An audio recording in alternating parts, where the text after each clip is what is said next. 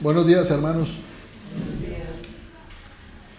Si dices que Dios te ha salvado, pero sigues viviendo como vivías antes, entonces vale la pena preguntarles, ¿de qué les ha salvado Dios? Si estamos viviendo como antes. Y Dios, desde el inicio de la creación, siempre ha tenido un deseo original, que es la redención y la restauración y la restitución de los hombres. ¿Qué es restitución? Recibir aquello que se nos fue robado, que se nos fue quitado. Y a través de ese proceso que el Señor ha empezado esa obra en nosotros, pues nos va restaurando, y obviamente tenemos ya la redención, que es la salvación. Dios pretende siempre rectificar todo aquel desorden que nosotros hemos introducido en nuestra vida, en nuestras generaciones, en nuestro hogar. Y en ese proceso nosotros tenemos, como tenemos libre albedrío, lo único que nos corresponde es obedecer. Tenemos libre albedrío para tomar la decisión de que si queremos o no queremos seguir esas instrucciones del Señor que están en su palabra. Para entrar entonces en el tema de hoy, vamos directamente a la palabra en Primera de Juan, la epístola de Juan, capítulo 2, verso 17. Y dice así: y el mundo pasa y sus deseos, pero el que hace la voluntad de Dios permanece para siempre. Yo quiero permanecer para siempre. Yo quiero hacer la voluntad de Dios para que el Señor permanentemente yo tenga bendición y tenga alegría en mi hogar y en mi descendencia. Vamos también a la palabra de Dios, a Santiago 1:25. Y aquí nos vamos a detener un poquito. Santiago capítulo 1, verso 25. Y vamos a poner atención a este verso. Santiago 1:25. Mas el que mira atentamente en la perfecta ley, la de la libertad. Hagamos una pausa ahí. Recuerdan, hermanos, que en Gálatas 4:21 en adelante habla sobre esa alegoría o esa comparación de los dos pactos, y que la palabra de Dios o el Espíritu Santo utilizó esta analogía de comparar a la esclava Agar, que era la esclava de Sara, y a Sara misma, que era la libre porque era la esposa de Abraham. E hizo esa comparación de los dos pactos. El pacto ese del Sinaí, que es el de Agar, que representa a la esclava, que da hijos de esclavitud. Esa es la ley de Moisés que se fue dada en el Sinaí. Y el pacto con Jesucristo, el nuevo pacto nuevo y eterno en su sangre, que representa la libre, que es Sara. Esos dos pactos, pues sabemos que esa perfecta ley que habla aquí en la primera parte del verso de Santiago 1:25 se refiere a esa perfecta ley, la de la libertad, que es en Jesucristo.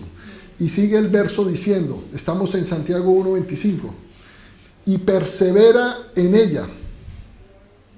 Vuelvo y empiezo. Mas el que mira atentamente en la perfecta ley, la de la libertad, y persevera en ella, no siendo oidor olvidadizo, sino hacedor de la obra, este será bienaventurado en lo que hace. Yo quiero ser bienaventurado. ¿Qué es bienaventurado? Doblemente bendecido. Mantenerse bendecido. Y yo quiero, ¿qué? No ser un oidor olvidadizo. Yo quiero ser hacedor de la palabra. Y yo les voy a leer ese mismo verso en la Nueva Versión Internacional, que dice, me parece un poco más claro: pero si miras atentamente en la ley perfecta que te hace libre. Miras atentamente. Yo quiero es que pongan su mente en modo atención y recuerden estas dos frases que para mí son claves en todo lo que vamos a desarrollar ahora de la palabra.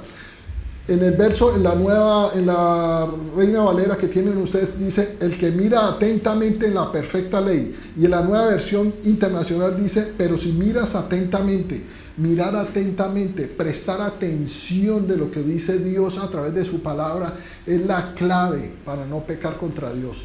Y hoy lo que vamos a ver es precisamente eso. Que si tú no pones atención a lo que Dios te dice a través de su palabra, porque es que la palabra de Dios también dice que en los postreros tiempos Dios hablará a través de su Hijo Jesucristo. ¿Cuáles son los postreros tiempos? Estos. ¿Y cómo habla Jesucristo? ¿Cómo habla Dios el Padre a través de su Hijo Jesucristo? Su palabra, porque Jesucristo es el verbo, Él es la palabra, ese es el misterio. Jesucristo es la palabra rema, la palabra cumplida a través de lo que está escrito. Entonces dice la nueva versión internacional, verso 25, pero si miras atentamente en la ley perfecta que te hace libre y la pones en práctica, no solamente escucharla, tenemos que ponerla en práctica y no olvidas lo que escuchaste, no lo puedes olvidar. Si tú sales de aquí de la iglesia y se te olvida cuál fue la prédica de hoy, qué es lo que el Señor hoy te dijo, porque es que la prédica de hoy yo no soy el que la hago. Yo le clamo a Dios días antes, por favor, Señor, dame la palabra que tienes para tu pueblo hoy, la que necesita escuchar hoy. Esa es la palabra precisa para hoy, para nosotros, porque yo me incluyo allí. Y no olvides lo que escuchaste, entonces Dios te bendecirá por tu obediencia. Con solo no olvidarla, con solo prestar atención, el Señor te dice que eres obediente. Porque el día que tengas que hacer, que el Señor te diga algo, tú has prestado atención y has cumplido esa misión que el Señor te dio y la cumpliste al pie de la letra. No puedes ser olvidadizo. Tienes que hacer la palabra de Dios completa. El Evangelio de Dios no es parcial. Toda la palabra de Dios tiene una instrucción. Y recordemos esa parte de la Escritura que dice que toda la Escritura es inspirada por Dios y útil para enseñar, para redarguir, para corregir y para instruir en justicia. Yo quiero ser enseñado. ¿Cómo? A través de esta palabra, el libro, que es el manual de instrucciones del fabricante, de nuestro hacedor. Y esa palabra nos va a mostrar a nosotros cuál es el camino en que debemos andar. Esa palabra de la Escritura es inspirada por Dios y útil para enseñar, para redarguir, para corregir, para instruir en justicia. Está en 2 Timoteo 3:16 para que la tengan en cuenta. Vamos rápidamente a Éxodo 17, capítulo 17, y vamos a ver aquí algo tremendo, que podría yo decir que aunque lo hemos leído en muchas ocasiones, vamos a profundizar en el sentido espiritual de la palabra, de que aquí hay un mensaje. Recuerden que la palabra de Dios dice de que el Viejo Testamento es sombra de lo que iba a venir. ¿Por qué sombra? Porque si Jesucristo es la luz, cuando Jesucristo se encarnó y vino aquí a la tierra, pues Él es la luz. Y esa luz genera una sombra hacia el pasado. ¿Y ese pasado cuál es? Pues la palabra del Viejo Testamento. Esa es la sombra de todo lo que iba a pasar allí, se iba a reflejar en la actualidad. Éxodo capítulo 17, verso 14 y el verso 16. Dice así, verso 14. Y Jehová dijo a Moisés: escribe esto para memoria en un libro y di a Josué que raeré del todo la memoria de Amalek. Hagamos una pausa ahí. Amalek. ¿Por qué el Señor dijo que iba a destruir a ese hombre? Amalek en la realidad, toda esa tribu o toda esa nación, podríamos decir no nación, es una tribu, toda esa descendencia. Amalek era nieto de Esaú. Recuerden que Esaú era el primogénito de Abraham, de Isaac. Abraham con Sara tuvieron a Isaac, y de Isaac nació Esaú y Jacob. Jacob, ¿quién es? Después fue cambiado el nombre por Israel. Ese es el pueblo de Israel, la promesa, ¿sí? De ahí desciende el linaje de Jesucristo, de ahí es Jesucristo. Pero Esaú, el hermano mayor que le pertenecía a esa primogenitura, pues Jacob le robó la primogenitura, o yo diría que más bien él se la vendió por un plato de lentejas. Ustedes conocen la historia. Y esa ira y esa rabia de saber que Esaú no recibió la bendición de su padre antes de morir, pues fue transmitida a través de las generaciones y llegó hasta su nieto Amalek. Ese nieto Amalek odia y odia eternamente y por todas las generaciones, que lo vamos a confirmar ahora en la palabra, a todo lo que es de Dios. Se revela contra todo lo que es la voluntad de Dios, contra el pueblo judío, contra la iglesia, y lo vemos hasta nuestros días. Es un espíritu, porque vamos a ver también en la palabra cómo el tema es espiritual, no solamente físico, de una raza o digamos más bien de una estirpe, de una tribu. Eso se volvió algo espiritual, es el espíritu de oposición, de obstaculizar tus bendiciones. Y seguimos. Verso 14 entonces decíamos, y Jehová dijo a Moisés, escribe esto para memoria en un libro y di a Josué que raeré del todo la memoria de Amalek. Verso 10, de debajo del cielo. Verso 16, pasamos al 16. Y dijo, por cuanto la mano de Amalek se levantó contra el trono de Jehová. ¿Cómo es posible que un hombre físico, un hombre natural se haya levantado contra el mismo trono de Dios? Aquí ya vemos que este tema es espiritual. Jehová tendrá guerra con Amalek de generación en generación. Y vemos allí de que ya Dios el Padre está diciendo que eso durará de generación en generación. Quiere decir que hasta nuestros días, ese espíritu de Amalek que atacó el trono de Dios, la voluntad de Dios, ¿cómo? Atacando al pueblo de Israel, vamos a ver cómo lo atacó, se convirtió en una potestad, en un gobierno de tinieblas que hasta nuestros días está operando en las familias y en las vidas de los hijos de Dios. Vamos a Deuteronomio 25. Deuteronomio 25 y vamos a ver qué fue lo que pasó entonces con Amalek para que Dios diera esa orden de exterminar de toda la faz de la tierra a todo ese pueblo de Amalek, a los amalecitas. Deuteronomio 25 verso 17 en adelante dice, acuérdate de lo que hizo Amalek contigo en el camino cuando salías de Egipto. Recuerden que el Deuteronomio es uno de los libros de la ley. Acuérdate de lo que hizo Amalek contigo en el camino cuando salías de Egipto. Esta es la parte que cuando el pueblo de Israel pasó esos 430 años en Egipto y fue liberado y salió con Moisés y atravesaron el Mar Rojo, pues ese pueblo de Amalek se le apareció, pero no se le apareció de frente. El espíritu de Amalek es traidor, va por la retaguardia, se fueron por detrás, donde venían los más rezagados, los más débiles, que son los niños, las mujeres, los ancianos, y ahí estaban las provisiones también, lo más pesado. Y de pronto también podría decir yo, esos animales que son más débiles, que hay que tenerles más paciencia, van más despacio, y ellos atacaron todo eso y destruyeron y mataron a todos estos seres amados. El verso 17 entonces dice, acuérdate de lo que hizo Amalek contigo en el camino cuando salías de Egipto. Verso 18, de cómo te salió al encuentro en el camino y te desbarató la retaguardia de todos los débiles que iban detrás de ti. Amalek destruye a los débiles, a los pequeños, a nuestros hijos. Detrás de ti cuando tú estabas cansado y trabajado. Él te ataca precisamente cuando estás agotado. Y no tuvo ningún temor de Dios. Porque yo digo, me puse a pensar, pero ¿cómo así temor de Dios? Si Amalek es una raza de impíos, es una, digámoslo así, una tribu que no cree en Dios, pues resulta que son del linaje de Abraham, porque eran de Esaú, ellos conocían a Jehová, no tuvieron temor de Dios, ellos conocían a Dios, pero ellos se dedicaron fue a estar en contra de ese pueblo escogido por Dios que era Israel, Jacob. Por tanto, cuando Jehová tu Dios te dé descanso de todos tus enemigos alrededor, en la tierra que Jehová tu Dios te da por heredad para que la poseas, borrarás la memoria de Amalek de debajo del cielo. No lo olvides. Está establecido en Deuteronomio, que es un libro de la ley. Y vamos a ver entonces las características de este espíritu, cómo se mueve. Amalek significa que es un espíritu que se manifiesta con la gente que no tiene temor de Dios. Se levanta contra la autoridad, empezando por ahí. Cuando tú no obedeces a Dios, te estás levantando contra la autoridad. Y para no ir más lejos, cuando tú estás allá afuera y no obedeces a las autoridades que son impuestas por Dios, pues tú te estás rebelando es contra Dios mismo, dice la palabra de Dios. Eso es rebelarse contra la autoridad. ¿Y qué estamos viendo hoy en día en las últimas noticias en el mundo? Una total rebelión abierta, así de frente, contra todo lo que se llame orden, contra todo lo que es autoridad. Nadie respeta a los policías, no respetan a gobiernos, no respetan a nadie, no respetan nada, ni la propiedad privada.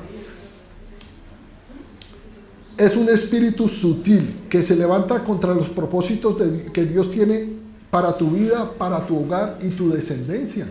Porque recuerden que Amalek atacó la retaguardia. Él dijo, no lo voy a coger de frente porque ese es un ejército que de hecho el pueblo de Israel cuando salió de Egipto no estaba preparado, no era guerrero. Ellos vinieron a aprender en el desierto.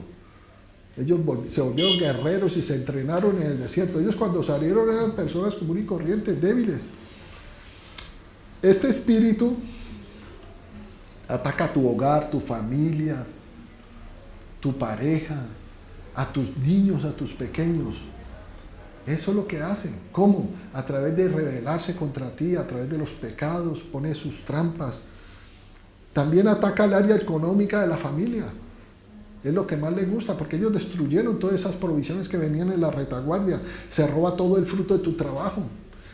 Y esto me recuerda a ese verso que está en Ageo 1:16, y yo lo leo aquí rápidamente. La traducción lenguaje actual dice, ustedes siembran mucho y cosechan poco, comen y no calman su hambre, beben y no calman su sed, se abrigan y siguen teniendo frío, y el sueldo que se les paga no les alcanza para nada. Es tremendo. Es tremendo. Ese espíritu está obrando todavía en los hijos de Dios, en las familias. Un espíritu manipulador que trabaja por la retaguardia y es un espíritu traicionero. Él no se te aparece de frente, como los lobos. Van así, cuando menos piensa, te atacan y no tienen compasión. Un espíritu que te quita la pasión por la presencia de Dios, porque a raíz de que vas teniendo estas tristezas, estos problemas, no tienes dinero, pues tu pasión por Dios se va apagando. Y el amor de muchos se enfriará, dice la palabra de Dios en los postreros tiempos, cuando venga esa gran tribulación. Ahí vendrá el llorar y el crujir de dientes. Pues este espíritu de Amalek que se mueve a través de las familias del pueblo de Dios, que ese es el preferido para él, porque esa es la misión de él, atacar ese odio que tenía el hermano mayor Esaú contra su hermano Jacob, que le robó la primogenitura. Ese es el mismo espíritu que se transmitió por todas esas generaciones a Amalek, a los amalecitas. Amalek es un espíritu ladrón, trayendo a tu vida y a tu hogar, a tu descendencia, contiendas, ira, gritería, maledicencia, división, adulterio. Y vamos a ver esta parte, porque tú mismo le abres la puerta a Amalek cuando tú permites que tus hijos o tu pareja vean pornografía. Recuerden que la pornografía es adulterio y eso lleva a la ruina. Tú tienes que ser una persona que no puede consentir toda forma de pecado en tu casa. Tú tienes que ser estricto y radical de mantener la santidad del territorio que el Señor te dio. Trae también iras y como consecuencia destruye esa relación de familia, ese hogar. Amalek te impide el avance hacia la conquista de tus sueños. Tus metas, tus propósitos no se pueden llegar a cumplir. ¿Por qué? Porque él está atacando continuamente tu economía. Y estás continuamente desobedeciendo a Dios, porque ese espíritu Amalek entra a tu vida a raíz de que desobedezcas y no prestes atención a la orden de Dios a través de su palabra. Cuando tú desobedeces a Dios, le estás abriendo la puerta a Amalek, ese espíritu que se levanta y es rebelde. Siempre ataca por sorpresa. Por sorpresa. Y vamos a ver la historia de un hombre que ustedes ya conocen, que para mí personalmente, lo dije alguna vez, es un hombre bipolar, es un hombre que tiene unos problemas de personalidad y de inseguridad muy grandes, y lo vamos a ver en la palabra. Primera de Samuel, capítulo 15.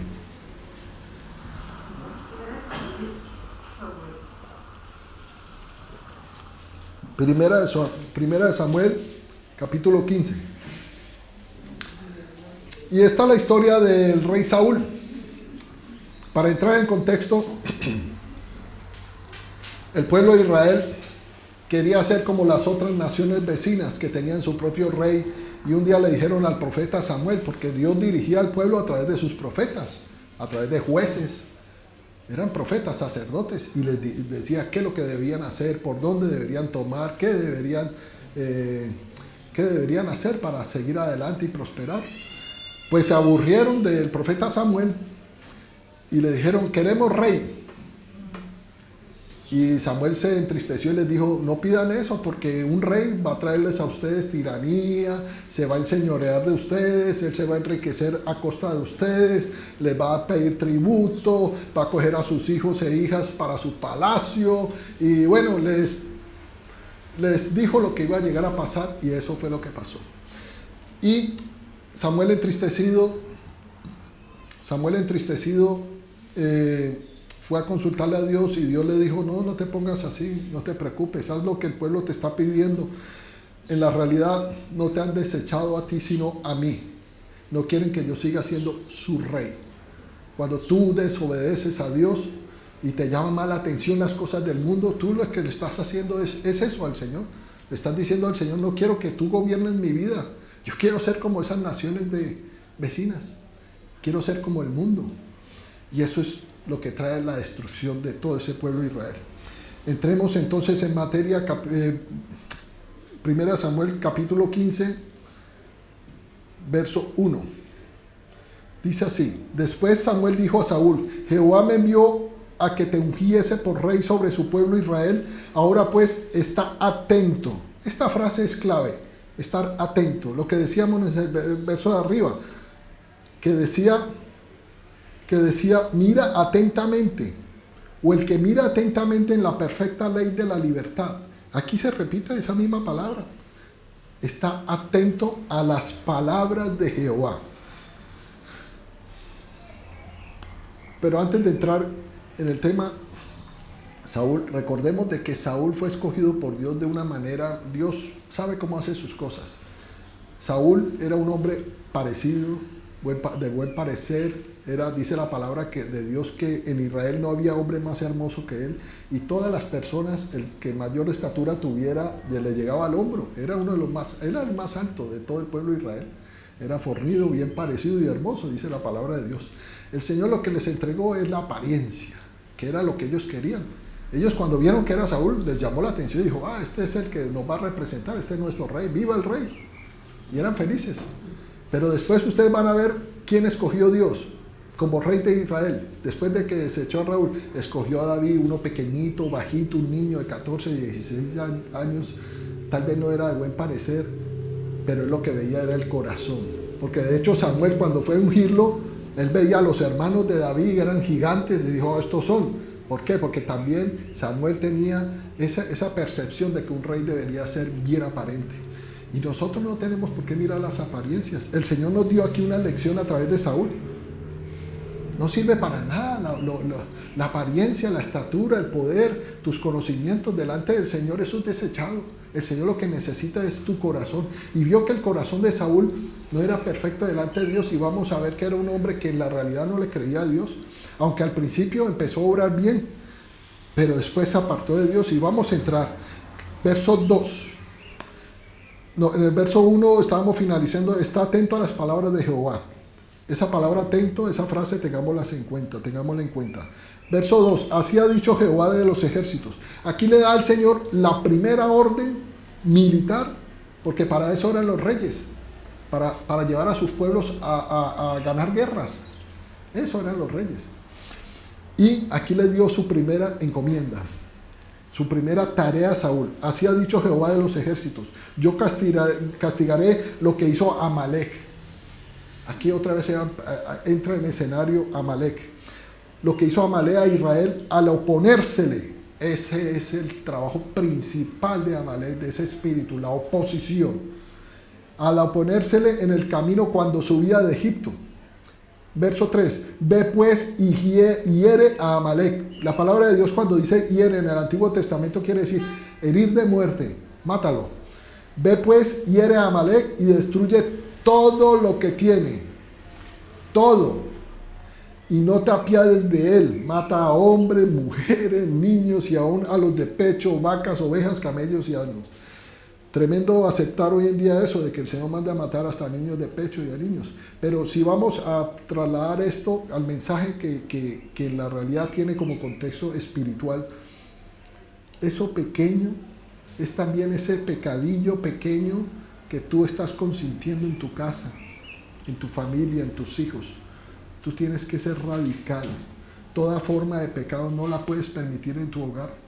Si tú estás permitiendo que en tu casa llegue el novio o la novia de tu hijo y deje que entren a ese cuarto y cierren la puerta, tú ya estás permitiendo ahí pecado. Tú tienes que ser estricto. Tú no puedes permitir eso en tu hogar. Eso representa a esos niños de pecho y destruye todo lo que tienes. Seguimos en el verso 7. Y Saúl derrotó, esto ya sucedió, atacó, derrotó a todos los amalecitas, y dice, saltamos al 7. Y Saúl derrotó a los amalecitas desde Ávila o Avila hasta llegar a Sur, que está en el oriente de Egipto. Verso 8. Y tomó vivo a Agag, rey de Amalec. Y ya vemos aquí que ya empezó a liarla, como decimos aquí. Y la orden era herirlo de muerte, matarlo.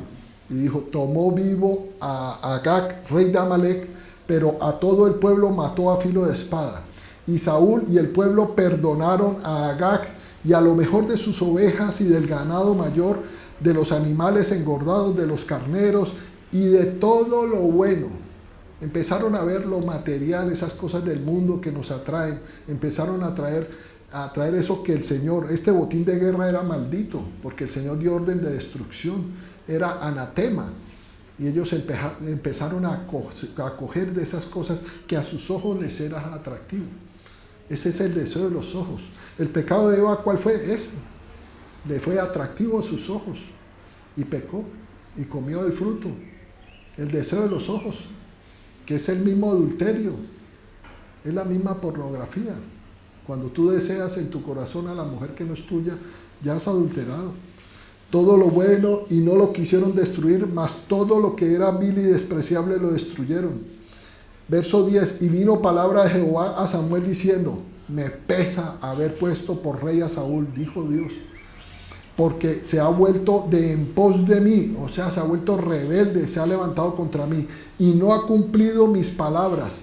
Y se apesadumbró Samuel y clamó a Jehová toda aquella noche.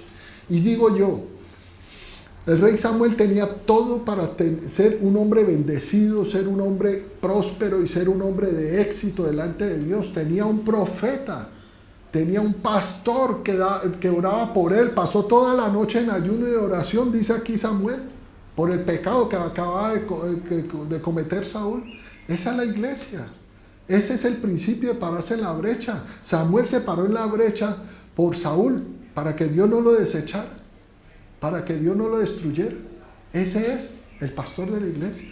Ese es el grupo de intercesión, el ministerio de intercesión, que ora por ustedes y que se paren en la brecha por todos. ¿Para qué? Para que el Señor tenga misericordia a pesar de. Y dice, y se apesadumbró Samuel y clamó a Jehová toda aquella noche. Y pasamos al verso 12. Madrugó luego Samuel, después de esa noche, esa trasnochada tan tremenda por este necio. Madrugó luego Samuel para ir a encontrarse con Saúl por la mañana, pero vino una persona y le avisó al profeta. Mira, profeta Samuel, Saúl ha venido a Carmel y se ha levantado, se ha erigido un monumento para él. Imagínate. Con su primera victoria y ya se levantó. ¿Y qué vemos aquí? Pues vemos aquí los atributos que hoy vemos en dictaduras. Se erigen y se levantan monumentos y vemos imágenes en edificios gigantes, unas imágenes de su rostro, y vemos que todas esas grandes dictaduras del mundo donde hay opresión, donde hay maldición, donde se levanta a oprimir al pueblo, donde no hay ley, donde hay la voluntad de un solo hombre, donde hay anarquía. ¿Eso qué es? Amalec. Se levantan contra todo lo que es de Dios. Si vaya un cristiano a compartir la palabra de Dios allá, si no lo echan, lo meten a la cárcel o lo matan. o lo sentencian a pena de muerte. Y pues este hombre se volvió vanidoso, se volvió un ególatra, narcisista, un presuntuoso. Decía Saúl: mas el pueblo tomó el botín de las ovejas y vacas y las primicias del anatema para ofrecer sacrificios a Jehová tu Dios en Gilgal. Y Samuel dijo: ¿se complace Jehová tanto en los holocaustos y víctimas como en que obedezcan la palabra de Jehová? ¿Qué es más importante? ¿Tu religiosidad? ¿Lo externo? ¿Ese culto externo que es lo religioso? Y si pensamos que necesitamos asistir a la iglesia, ayudar al pobre, no hacer daño a nadie, en fin, una cantidad de cosas que son externas, que son obras, antes de obedecerle a Dios, pues estamos equivocados. Y sigue diciendo, Samuel dice entonces: ¿se complace Jehová tanto en holocaustos y en víctimas como en que obedezcan la palabra de Jehová? Ciertamente el obedecer es mejor que los sacrificios, y el prestar atención que la grosura de los carneros. Tenemos que prestar atención, hermano. No podemos permitir que lleguemos aquí a la iglesia y estemos distraídos. Que nada nos robe la atención de la palabra de Dios. Es Dios hablándote, tu hacedor. Verso 23. Porque como pecado de adivinación es la rebelión. ¿Qué es la adivinación? Es un pecado que está tipificado en Deuteronomio 18 del 10 al 12, y este tipo de persona que practica la adivinación, agoreros, sortilegos, brujos, magos, todos son condenados a muerte, porque la palabra para Dios es una abominación.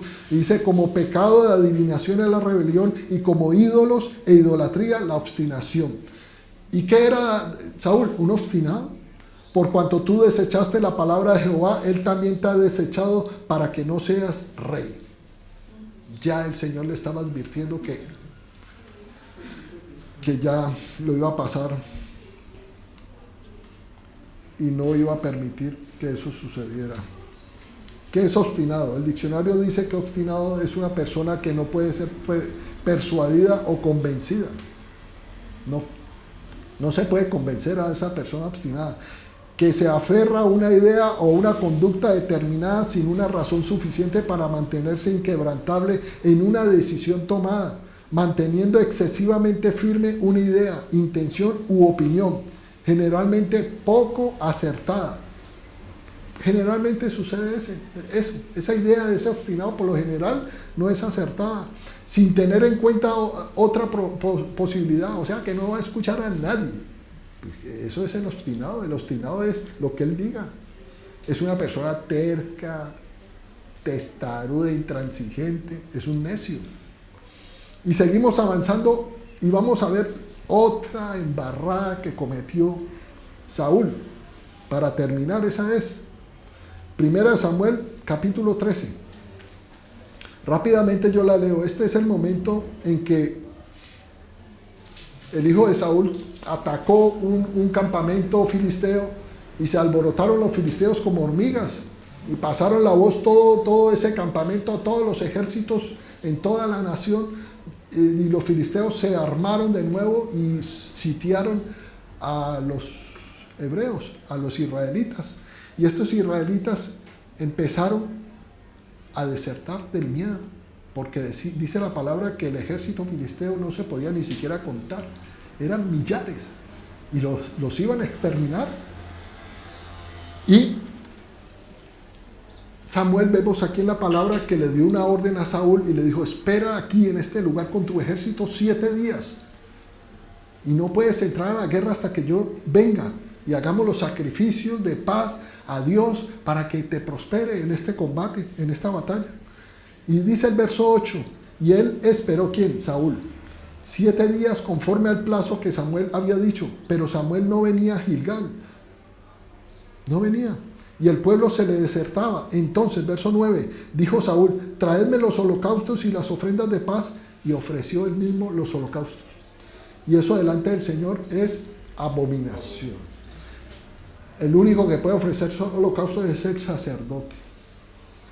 Un rey no podía hacer eso. Eso es sacrificio extraño. Y dice la palabra de Dios que el que tal haga será consumido.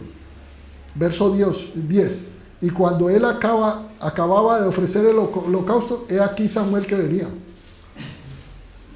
Y estaba dentro del tiempo, dentro del lapso que él había dicho 7 días. Pero él se desesperó. Eso es una característica del que es gobernado por ese espíritu. La impaciencia. Recuerden que Dios utiliza la paciencia, el esperar, como una herramienta para mantenerte sujeto a Él. Dios te pone a pasar un tiempo de quietud, de espera, que no es fácil. ¿Para qué? Para depender de Él. Eso es parte de la sujeción. ¿Y cómo lo logras? Con el Espíritu Santo. No hay otra manera. Y dice entonces, y cuando acababa de ofrecer el holocausto, he aquí Samuel que venía, y Saúl salió a recibirle para saludarle. Entonces Samuel dijo, ¿qué has hecho? Y Saúl respondió, porque vi que el pueblo se me desertaba y que tú no venías dentro del plazo señalado y que los filisteos estaban reunidos en Migmas. Verso 12, me dije, ahora descenderán los filisteos contra mí a Gilgal, y yo no he implorado el favor de Jehová. Me esforcé pues y ofrecí holocausto. Dios mío, entonces lo que quiere decir este hombre de que ese sacrificio fue un esfuerzo de él. Fue algo que hay que atribuirle a él, algo a favor. ¿Cómo así que se esforzó?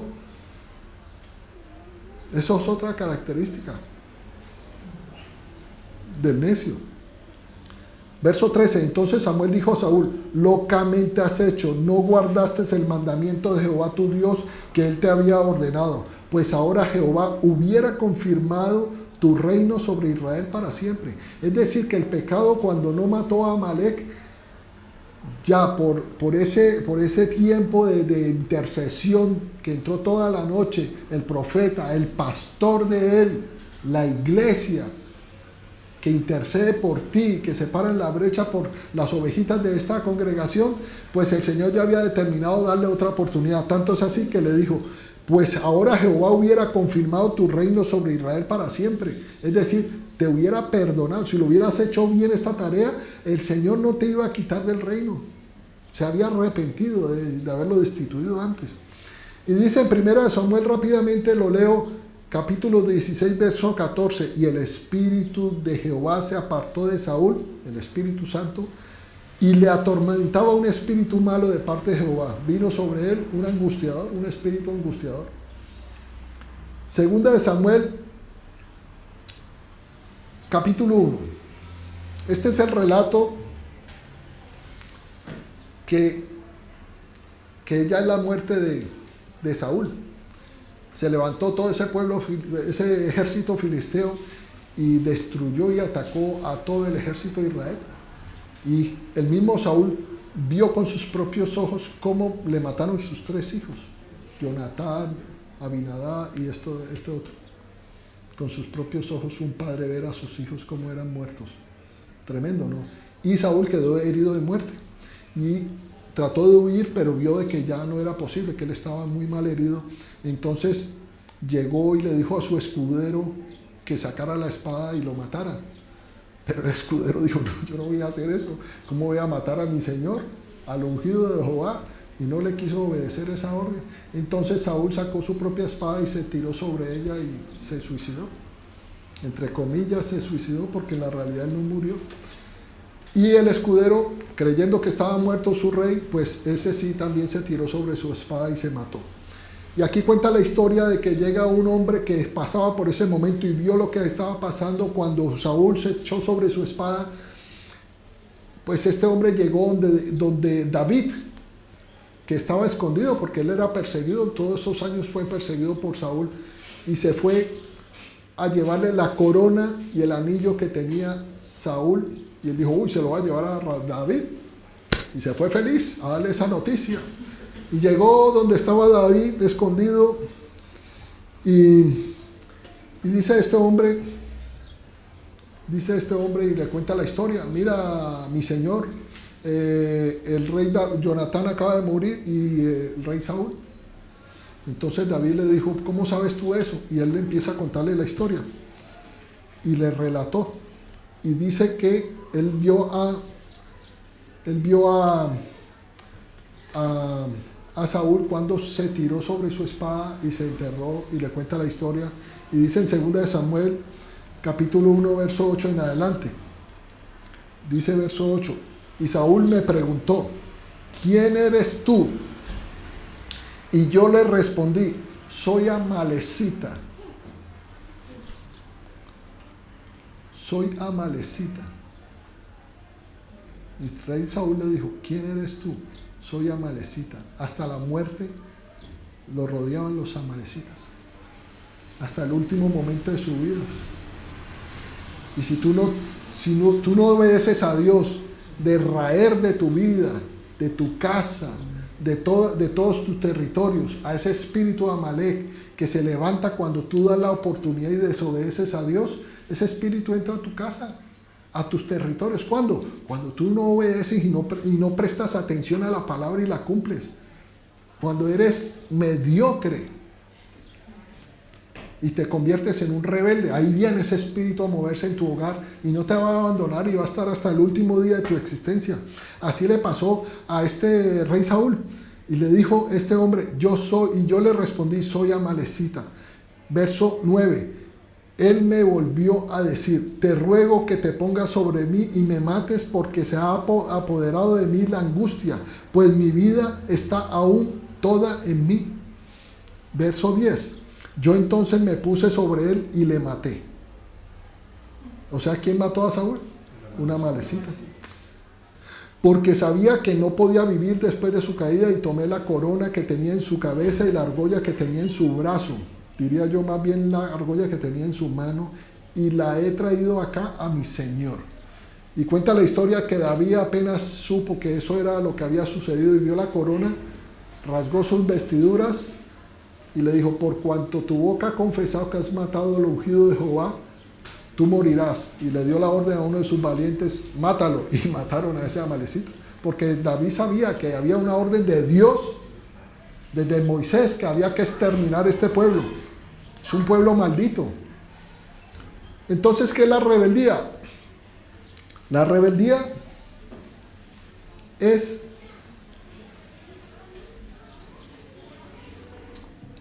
un comportamiento humano caracterizado por la resistencia, por la oposición, por el desafío a la autoridad. Eso es un rebelde. Y para hacerlo más sencillo, un rebelde es aquel que no le hace caso a Dios, que hace lo que le da la gana. Y nosotros tenemos que ser radicales en la obediencia. Tenemos que arrepentirnos. Y vamos a ver qué es el arrepentimiento más adelante. Salmos 68, 6 dice, el tiempo premia, yo lo leo. Salmos 68, 6 dice, Dios hace habitar en familia a los desamparados, saca a los cautivos a prosperidad, mas los rebeldes habitarán en tierra seca. La rebeldía trae ruina. ¿Y qué es la rebeldía? No es una persona que se levante así a gritos, no. El solo hecho que no prestes atención y no le creas a Dios y no obedezcas tal como el Señor te ha dicho la palabra, tienes que obedecerla no a medias, sino completa. Eso es un rebelde. Romanos 5:19, porque así como por la desobediencia de un hombre, los muchos fueron constituidos pecadores. Aquí se refiere a Adán.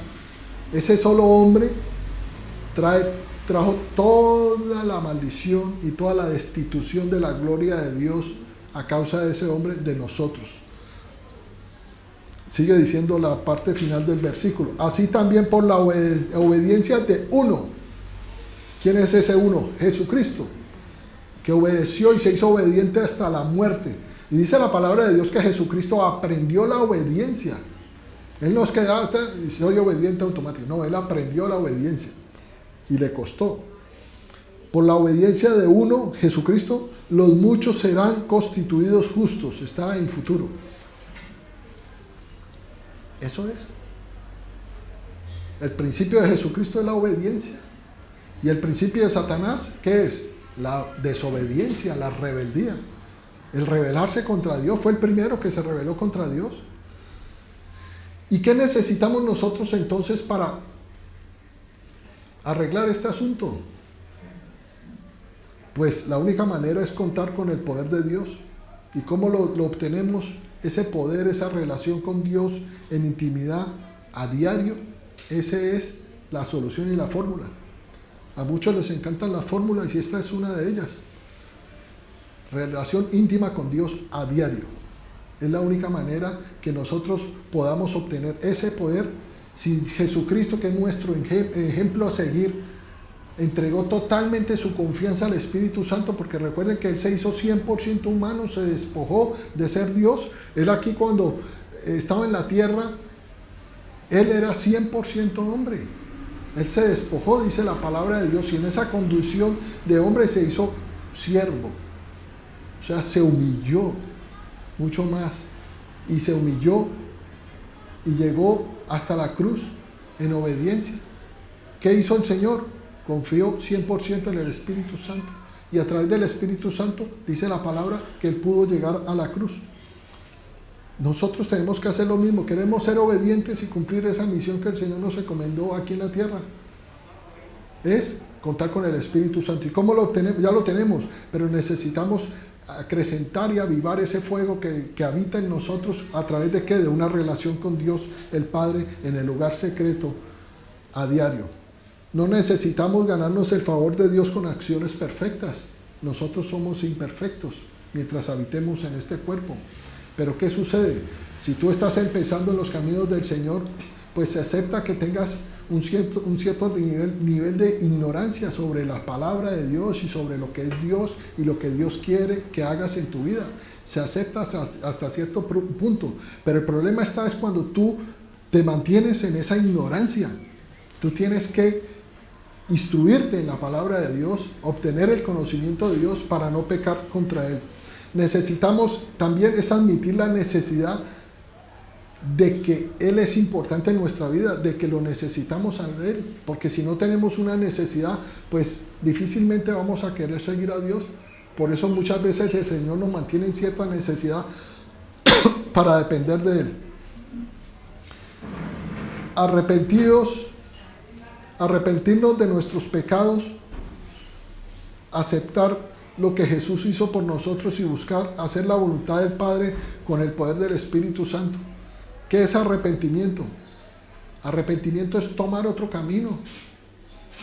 Eso es el arrepentimiento, tomar otro camino. Y cuando abrí esta meditación, que si tú dices que has recibido a Dios y Dios te ha salvado y tu vida sigue siendo igual que antes de ser salvado y hasta la fecha sigue igual, pues entonces la pregunta es: ¿de qué te salvó entonces Dios si sigue siendo el mismo? No tiene sentido. Hechos 3:19 dice: así que arrepentidos y convertidos para que sean borrados vuestros pecados, para que vengan de la presencia del Señor tiempos de refrigerio. Yo necesito ese tiempo de refrigerio. ¿Qué refrigerio? Cuando tú te tomas una bebida que trae frescura, trae descanso, trae reposo a tu vida. Yo quiero esos tiempos de refrigerio. ¿Cómo? Continuamente arrepentirme de lo que hago mal y cada vez pecar menos y estar entrando en ese camino de santidad. El arrepentimiento es más que decir lo siento. El arrepentimiento incluye una determinación, una decisión de cambiar nuestra vida. ¿Con la ayuda de quién? Del Espíritu Santo, a través de la gracia. Y evitar cualquier ocasión de pecado. Está en nuestras manos evitarlo con el poder del Espíritu. El Espíritu te muestra lo que vas a hacer y que de pronto ofende su presencia. Si decimos: yo me arrepiento de haber caído de este precipicio, y poco tiempo después vuelves a la orilla de ese precipicio, pues tus acciones ahogan esas palabras. No estás arrepentido, te vuelves un necio, estás tentando a Dios. Terminamos con 1 Pedro 5, del verso 6 al 10, que dice lo siguiente: humillaos pues bajo la poderosa mano de Dios, para que Él os exalte cuando fuere tiempo. Verso 7, echando toda vuestra ansiedad sobre Él, porque Él tiene cuidado de vosotros. Sed sobrios y velad, porque vuestro adversario el diablo, como león rugiente, anda alrededor buscando a quien devorar. Ese es el diablo, Amalek. que se le apareció en los finales de sus días a Saúl. Se le apareció el diablo. Verso 9, el cual resistid firmes en la fe, sabiendo que los mismos padecimientos se van cumpliendo en vuestros hermanos en todo el mundo. Verso 10, mas el Dios de toda gracia, que nos llamó a su gloria eterna en Jesucristo, después que hayáis padecido un poco de tiempo. Tenemos que padecer un poco de tiempo para poder cambiar. Las cosas no son fáciles, pero allí es donde está el éxito. Creerle a Dios que en esos momentos que estamos atravesando difíciles son para nuestro bien. ¿Para qué? Nos sirve para formarnos. Nadie fue formado en la palabra de Dios. En la Biblia tú no ves a ningún personaje de la Biblia siendo formado en la comodidad. Todos pasaron por momentos difíciles. De esa manera el Señor forma el carácter humano que está contaminado. Cuando hayáis padecido un poco de tiempo, Él mismo os perfeccione, afirme, fortalezca y establezca. Hermanos, tenemos que determinar seguir a Dios y obedecerle y ser santos. Andar por ese camino de santidad que inmundo no puede pasar por él. Cuando tú andas en santidad, Satanás no te puede tocar.